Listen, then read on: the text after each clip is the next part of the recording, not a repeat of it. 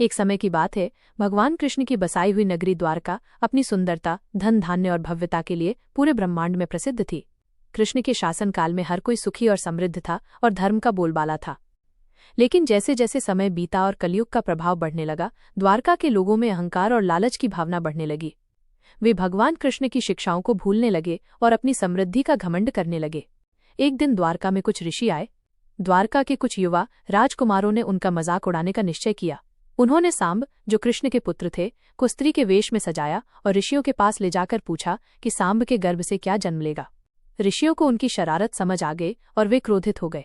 उन्होंने श्राप दिया कि सांब के गर्भ से एक लोहे का मूसल गरडा पैदा होगा, जो यादवों के कुल का नाश कर देगा। श्राप के कारण एक मूसल पैदा हुआ।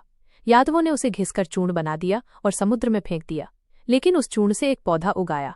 कुछ दिनों बाद द्वारका में यादवों के बीच एक भीषण युद्ध छिड़ गया। वे आपस में लड़ने लगे और एक दूसरे को मारने लगे। युद्ध इतना भयंकर था कि सभी यादवों का नाश हो गया। जब ये सब हो रहा था, कृष्ण ने देखा कि उनके प्रियजन कैसे आपस में लड़कर खत्म हो रहे हैं। उनका हृदय दुख से भर गया। उन्होंने फैसला किया कि द्वारका अब अपने अहंकार के कारण रहने लायक नहीं रही है। उन्होंने समुद्र देव से बात की और उनसे द्वारका को वापस लेने का अनुरोध किया। जब सारे यादव मर गए तो कृष्ण अपने शरीर को त्यागने के लिए वन में चले गए। जैसे ही उन्होंने अपना शरीर छोड़ा, समुद्र ने अपनी लहरों को ऊपर उठाया और धीरे धीरे द्वारका को अपनी गोद में समा लिया। द्वारका के सभी आलीशान महल, मंदिर और सड़कें पानी में समा गए। इस तरह द्वारका अपनी समृद्धि के अहंकार और श्राप के कारण पानी में समा गई। ये कहानी हमें सिखाती है कि अहंकार और लालच का परिणाम विनाशकारी होता है, चाहे वो कितनी भी भव्य और समृद्ध जगह क्यों न हो।